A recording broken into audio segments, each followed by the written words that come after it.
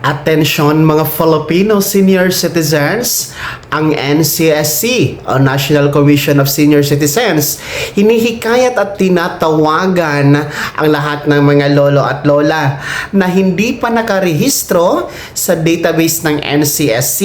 Kayo po ay tinatawagan na magparehistro na po para kayo makasama sa mga benefits, mga assistance, mga programa at serbisyo na para sa mga nakakatanda bigay ng gobyerno sa ilalim po ng NCSC. So sa mga hindi pa nakaregister, pumunta po kayo sa website ng NCSC, ang www.ncsc.gov.ph.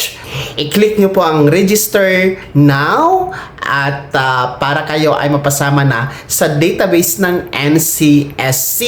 O di kayo naman po, kung hindi kayo marunong online, bumisita sa pinakamalapit na OSCA office or NCSC regional office, mga ka-vlogs.